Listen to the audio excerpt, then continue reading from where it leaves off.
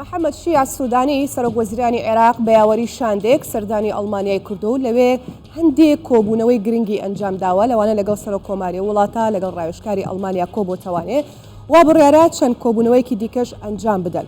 ئەوەی کە گرنگ بووە لەو کۆبوونەوەی باسی لێوەکراوە هەندێک تەوەر و بابەت بووە کە ئێستا لەو ڤیدۆڵەدا بۆتان دەخینە ڕوو لەگەڵم سەرنج بدەن بە تایبەت ئەوەی کە زۆر تیشکی خراوەتە سەر بواری کارەبا بووە کەواتە لەگەڵم سەرنج بدەن پەیوەندیەکانی عێراق و ئەڵمانیا ئەمانە پەیوەندێکی بەهێز و پتەوە لە نێوان عێراق و ئەڵمانیا بە تایبەت لە دوای سەرهەڵدانی شەڕی داعش کە ئەڵمانیا یەکێک بوو لە وڵاتانی هاوکارێکی زۆری عێراق و هەرێمی کوردستانیشی کرد کە ئێستا ورتر بۆتان باز دەکەم.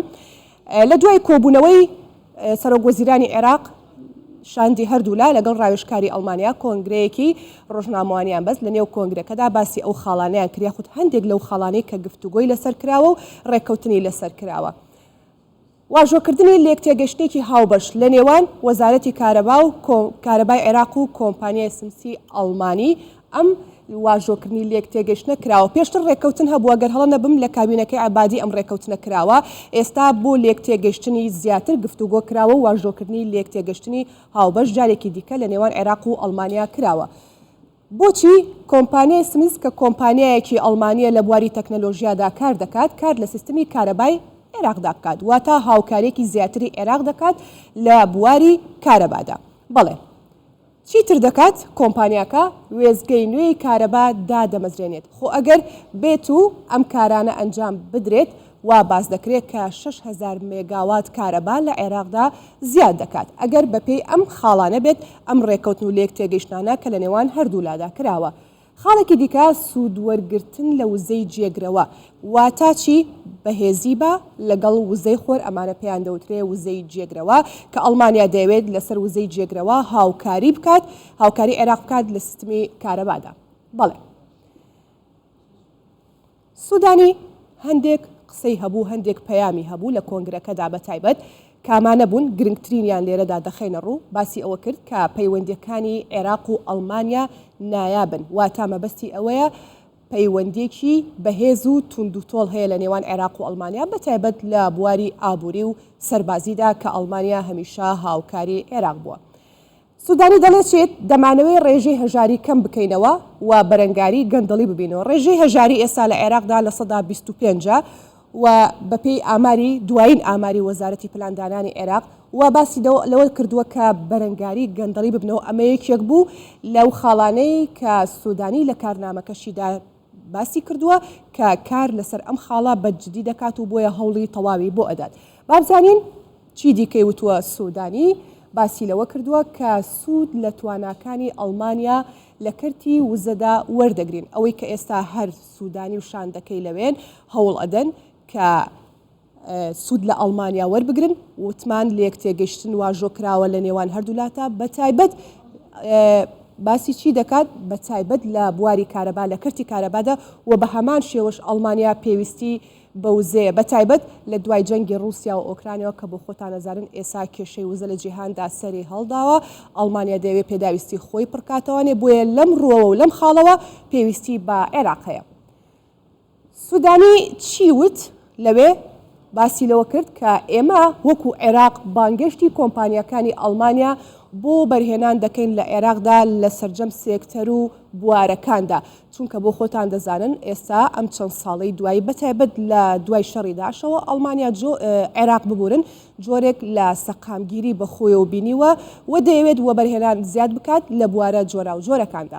بەڵێ ئەمانە پەیوەندیەکانی عێراق و ئەڵمانیا بوون بۆی کە زیاتر قسەی لەسەر بکەین و گفتوگۆ بکەین بەڕێز شەهریار شێخلەر شارەزای نەوتوزە لە ستۆدیۆ لەگەڵمان ئامادە دەبێت و گفتوگۆی زیاتری ئەو باسەی لەگەڵ دەکەین و ئەو سەردانی سوودانی بۆ ئەڵمانیا. بەخێر هاتی بەڕێز شەهریار سپاس بۆی کە ئامادەی لەگەڵمان.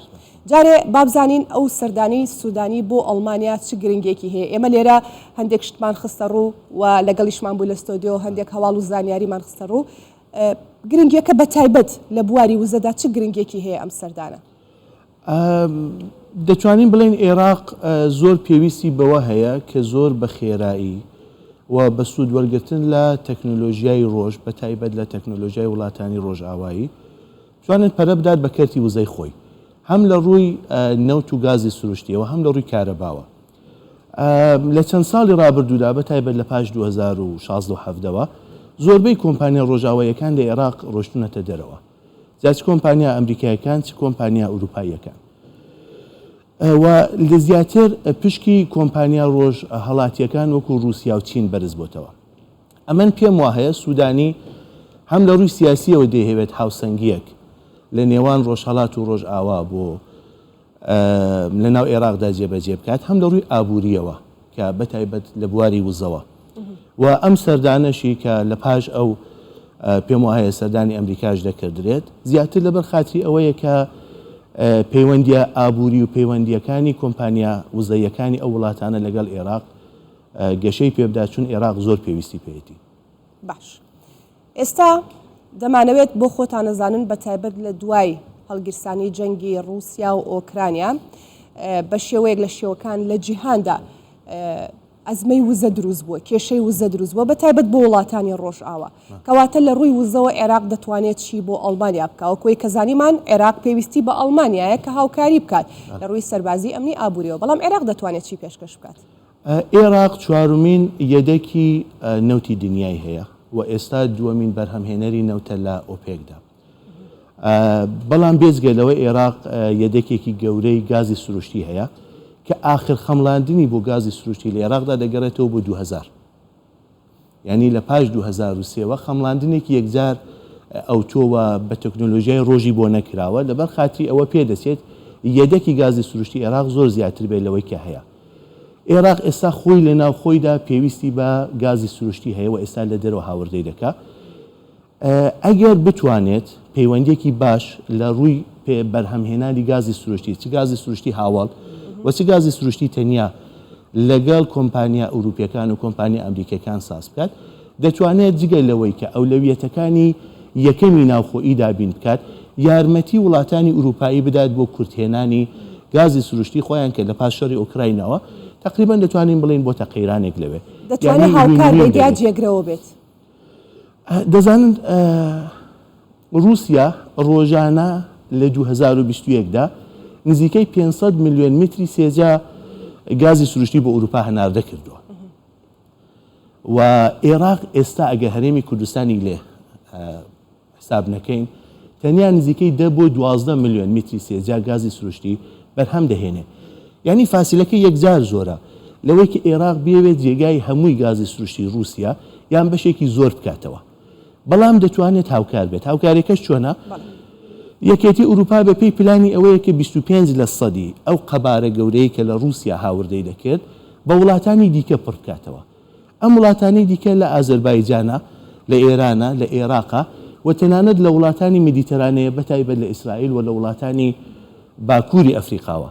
عێراق دەتوانێت لەم ماوەیەدا لەوانەیە 100% ئەم 25% پڕ نەکاتەوە، بەڵام دەتوانێت پشکێکی هەبێت و ئەوە هەم لە بەرژەوەندی عێراق دەبێت و هەم لە بەرژەوەندی ئوروپا دەبێت. کاواتە یەدەکی غازی عێراق ناتوانێت ببێتە جێگرەوەی رووسیا. من ئەوە بەدڵنیا ئێوەنا.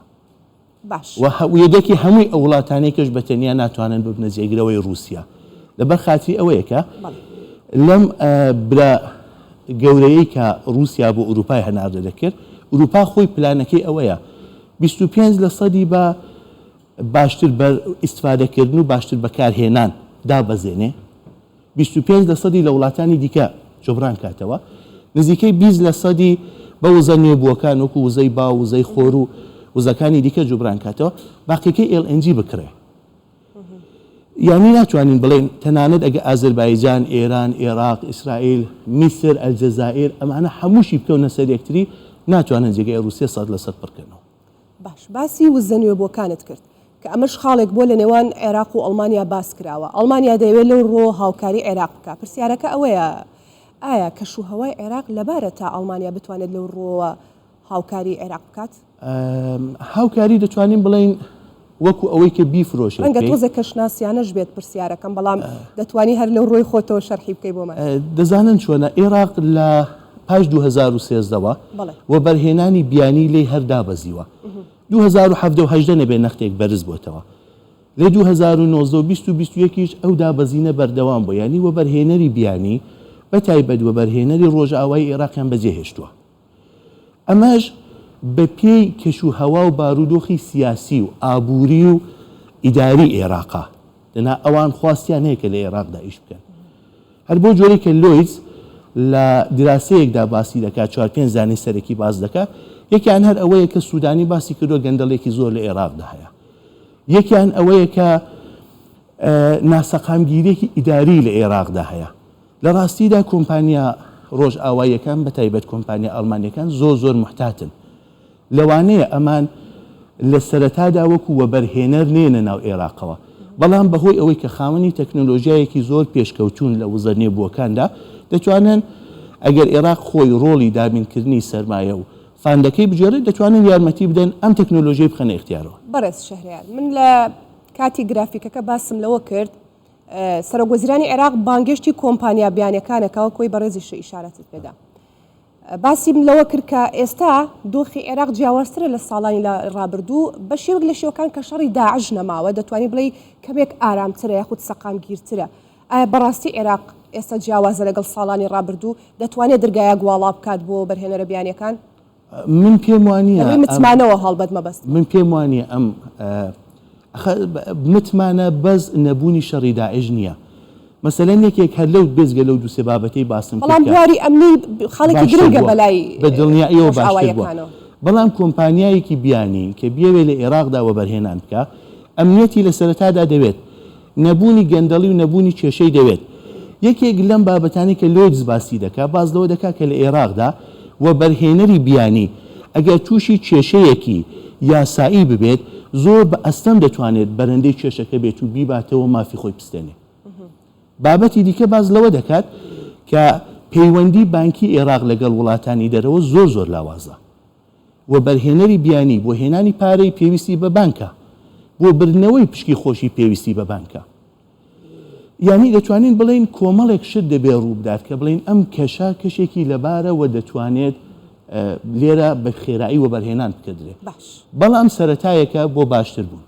سەرەتایەکە بۆ باشتر بوون. هەر لەسەر کۆتا قسەت دەمێ ئەوە بڵێم محەممەد شیع سوودانی هەر لە کارنامەی حکوومەتەکەیدا باسی لەوە کردو کە ئاماژەشم پێکرد لە خاڵێک داوتم کە بەرەنگاربوونەوەی گەندەڵی یەکێکە لە هەنگاو و کارەکانی. ئایا پێتان وایە سوودانی بتوانێت سەرکەوتوو بێ لەو کارەدا وا ئەوەندە بە ئەمانەوە ینی بە متمانە بوونەوە دەچێت سەردانی وڵاتانی ڕۆژاوا دەکات و ئەو بەڵێنانە ئەدا؟ عێراق ناچارە کە ئەم کێشانە بە جۆرێک چارەسەر بکات. هیچ لە بیرمان نەچێت کە چەندین دانا گرێبەستی چەند میلیارد دۆلاری و چەند دە میلیارد دۆلاری عێراق لەگەڵ وڵاتانی دیکەی بوو هیچی لەبەر ئەم کێشانە چارەسەر نەکردرا. دەزانین مەسەل کێشەی کارەبا کێشەیەکی زۆر سەرەکیە بۆ هەموو سەرۆک وەزیرەکانی عێراق لە وەرزی زۆر سارد و لە وەرزی زۆر گەرمی عێراق کە زیاتر لە نیوەی ساڵ پێک دەهێنێ خەڵک دەڕژێنە سەر شەقام و مزاهرە دەکەن و خۆپیشاندان دەکەن لەبەر خاتی تەنیان لەبوونی کارەبا. عێراق مەجبورە و ئەمە لەوانەیە بەخواست نەبێت بەڵام بە ئیجبار ناچارە ئاستی گەندەڵی دابەزێنێ، ناچارە پەیوەندی دارایی و پەیوەندی بانکی خۆی لەگەڵ جیهان باشتر بکات. وە سوودانیش پێدەچێت کە وەکو کەسێکی میانەڕە و حەول بدات ئەم کێشانە بە هێمنی چارەسەر بکات بەڵام بە دڵنیاییەوە پێویستی بکاتە. بەڕێز شەهریار شێخلەر شارەزای نەوتوزا گەلێک سوپاس بۆی کە ئامادە بووی لەگەڵمان. دەست خۆش.